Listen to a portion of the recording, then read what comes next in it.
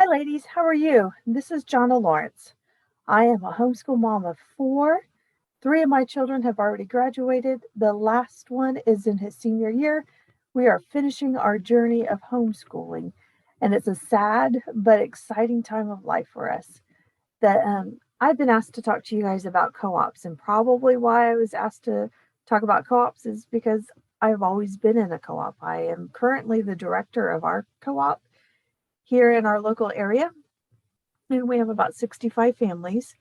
And I teach a couple of classes, and my youngest, he also teaches a couple of classes. But that is something that we have always done.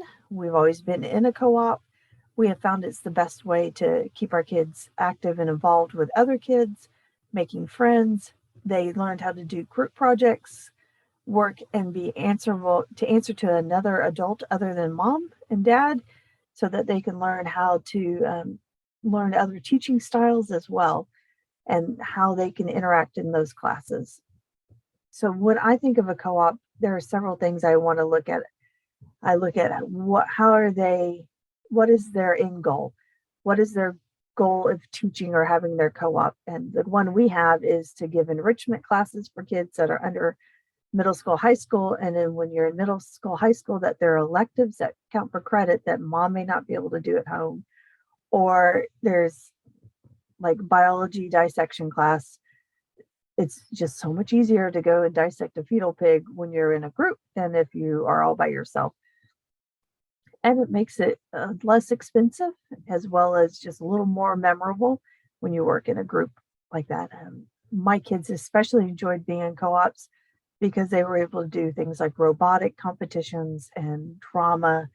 And we did egg drop competitions in their physics classes, just random things like that. But we probably would never have done a lot of that being just the four of my kids.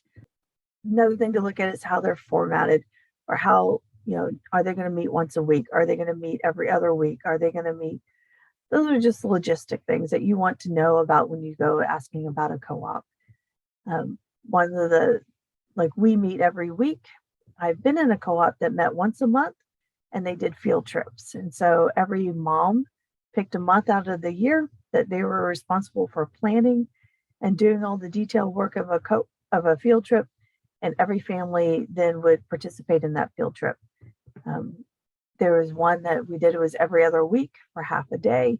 It was a unit study co-op, and we would get together, and each semester was a different unit study, but we would do an entire semester with unit studies. And then, so how do you pick a co-op? There's all those different things that about a co-op, but how do you pick a co-op? And I felt like there's four things that you should be asking yourself when you go looking for a co-op. And the first thing would be, um, does it fit our lifestyle? So if I was looking for minimal interaction, but still something where my kids were able to go and do something with other children, I would probably look for a once a month or every other week type of co-op, so that I still had a majority of our time at home, or to do the things that we had going on already in our home.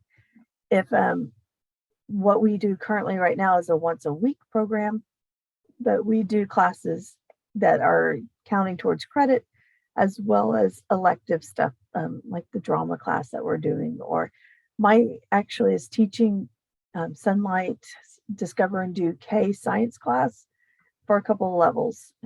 So he's enjoying learning how to be a teacher. The second thing to think about in your decision making process is, are all those families that I'm about to join, are they of like mind? So if your philosophy is one way of homeschooling, you might want to find a co-op that actually meets your philosophy. And when I say that, that you might be Charlotte Mason, or you're eclectic, or maybe you're bent towards very classical, you should find a group that teaches more towards how you are wanting to teach your kids. Another thing would be thinking of your faith likeness, not just your school pattern, but you want to make sure that your faith and the people that you're working with are of a like mind, so that you know when they're teaching your kids that they're also teaching the same as you would teach. Um, that's just something I would put in there as something to be looking at. A third thing as you look is, what does that co-op offer my family? Co-op may be great and it has all your kids' friends, but if they're teaching academic classes and you use Sunlight at home, it's not benefiting you because you're already doing work at home that you don't want to replace with the co-op's teaching. And let's say that you've done all the field trips in the area and you really don't want to do field trips again. Finding a co-op that does only field trips might be not a good fit for your family. The first one was, how's it going to change my lifestyle? Two, be of like mind with the moms or the other families. Three, how's it going to benefit me? The fourth one is, how can I serve that co-op? How can I be a part of that co-op? Because co-op, meaning cooperative, means everyone's coming in and adding to it. How can you serve and be part of that group? And so go ahead and find a way that maybe this fits. If there's not a spot for you, know that it might open up, but just always be looking on how you can serve your co-op. So we've done this for 23 years. I am sad to kind of see it going. I'm not walking away from it at this time in my life, but it has been very integral in our family. This past week, I asked my grown kids if they could do it all over again, would they do co-op again? And what was their biggest takeaway from being in a co-op, or what was the biggest asset that they have in their life now that they pulled from being in co-op? And what my kids all unanimously say, they would do co-op again because of the friendships that they made, and just the different varied classes that they were able to take, that we were able to then have in our regular lives. And some were just for fun and some were for credit when it came to high school, and some were just because mom needed you to be in something and that looked good. We did everything from jewelry making, color guard, drama, robotics, biology, physics, pre-calculus, calculus. Um, but when I picked academic classes, I already picked something that I was teaching at home. So it was just a reinforcement of what I was already doing at home. So that would be another hint there. You look for something that you're already, that's going to help you and not take away from you. The last thing I want to remind you about is Sonlight Connections. They have provided a way that we can get together as Sonlight families. And so you go to the website, you look under connections, and there's a map, and it will show you if there's already an established Sonlight Connections group that is meeting in person in your area.